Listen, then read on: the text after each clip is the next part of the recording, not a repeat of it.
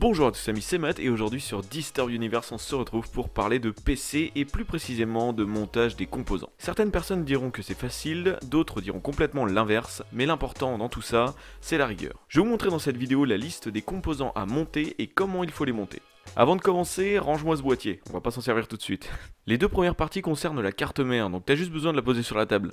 Partie 1, le processeur. Bon, dans un premier temps, on va voir le jargon qui entoure notre processeur. Le socket. C'est le modèle carré où on insère le processeur. Il prend différents formats comme le 1151, 1150 ou encore 1200. Le chipset.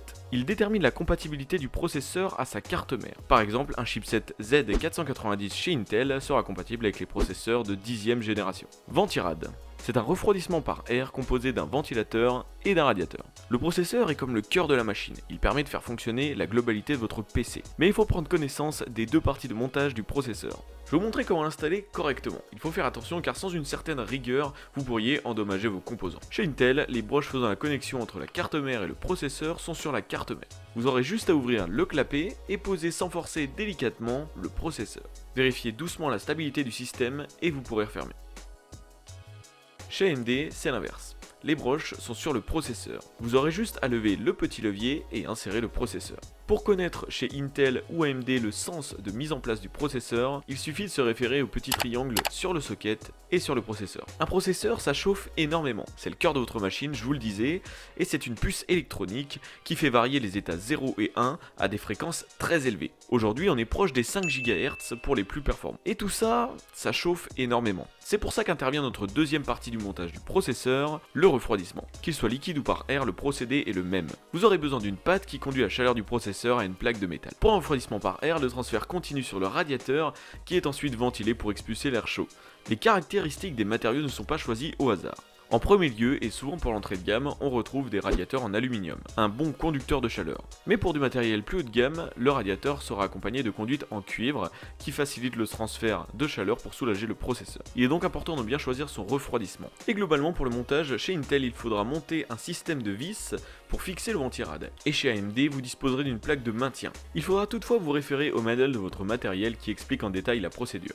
Partie 2, la RAM. Il faut savoir deux choses à propos de votre RAM. Elle doit être compatible avec votre carte mère. Plusieurs générations de RAM ont vu le jour avec notamment de la DDR3 et de la DDR4 qui sont aujourd'hui les plus utilisées. Mais la RAM, tout comme le processeur, possède une fréquence. Pour deux barrettes de 8 Go en DDR4 cadencées à 3466 MHz, il faut t'assurer que ta carte mère accepte bien le DDR4 mais aussi que la plage de fréquence supportée par ta carte mère correspond bien. Deuxième chose, il faut optimiser la RAM lors du montage. Si vous avez une carte mère qui possède 4 slots de RAM, il vous suffira de mettre les barrettes sur le slot 2 et 4 ou DIMM 2 et DIMM 4 pour les faire fonctionner ensemble et ainsi optimiser la charge dans votre ordinateur. Et pour installer la RAM, rien de plus simple. Il faut simplement pousser les leviers qui ferment le slot et insérer la RAM en faisant attention à son détrompeur. Et bien évidemment, si la barrette ne rentre pas dans les deux sens, il ne faut pas forcer. C'est uniquement que la génération de DDR n'est pas la même que celle de votre carte mère. Partie 3, le stockage. Alors là, c'est vraiment très étendu. Dans le domaine du stockage, on retrouve les CD-ROM, les cartes SD, les clés USB, les disques durs physiques, les disques durs hybrides, les SSD, les SSD M2, etc. etc. Allez, passons au jargon parce qu'on va en avoir besoin. Le HDD, c'est basiquement un disque dur et il existe sous plusieurs formes. Déjà, il y a le format 3.5 pour les PC de bureau et le format 2.5 pour les PC portables. SSD, il en existe deux formats, les 2.5 et les M2. Pour ces deux formats, le SSD est une carte électronique. La différence est donc ailleurs. C'est la vitesse. Pour un SSD 2.5, il se connecte de la même façon qu'un HDD. Il est donc plus rapide que celui-ci car ce n'est pas un disque qui tourne mais des circuits imprimés qui se chargent du stockage. Le M2 est pour le coup beaucoup plus rapide et il ne se connecte même pas de la même façon que les autres. Bon, et on utilise lequel et pourquoi? Dans la plupart des cas, le SSD M2 ou 2.5 est utilisé pour stocker le système d'exploitation, pour qu'il puisse démarrer vite et communiquer avec le reste des composants beaucoup plus rapidement. Le HDD est très utilisé également car il est beaucoup plus fiable et surtout beaucoup moins cher. Il permet de stocker massivement des données telles que des vidéos, des jeux, des films ou encore des logiciels, etc. etc. Pour le montage d'un HDD, rien de plus simple, il suffira de le visser et de le monter dans la baie ou les slots de disque dur. Et vous n'aurez plus qu'à l'alimenter et à le relier à la carte mère via un câble SATA. Pour les M2, c'est plus compliqué, il existe plusieurs formats de M2 et il va falloir vous renseigner auprès de la documentation de votre carte mère.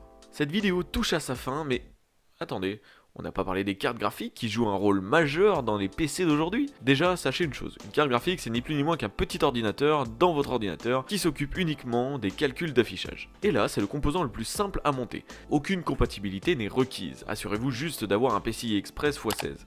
Celui-ci en l'occurrence. Et vous pourrez brancher votre carte graphique dedans. N'oubliez pas de l'alimenter via les ports 6 pins ou 8 pins qui sont à l'arrière de la carte, si elle en possède. Et un petit mot pour les détenteurs des RTX 3000. Les cartes graphiques GeForce RTX 3000 sont prévues pour une norme qui s'appelle PCI Express 4.0. Mais si vous la branchez sur un port PCI Express inférieur au 4.0, elle fonctionnera quand même. Donc oui, vas-y fonce, tu peux acheter une 3070 même si t'as une carte mère de 2017. Fais juste attention à l'alimentation. Si tu veux qu'elle soit plus performante, il te faudra minimum 750 watts. J'ai bien dit minimum. J'en ai terminé pour cette vidéo, mais j'ai pas parlé de tous les composants. On pourrait se faire une partie 2, non? Dites-le moi dans les commentaires, et sur ce, on se retrouve une prochaine fois pour une prochaine vidéo. À la prochaine, et salut!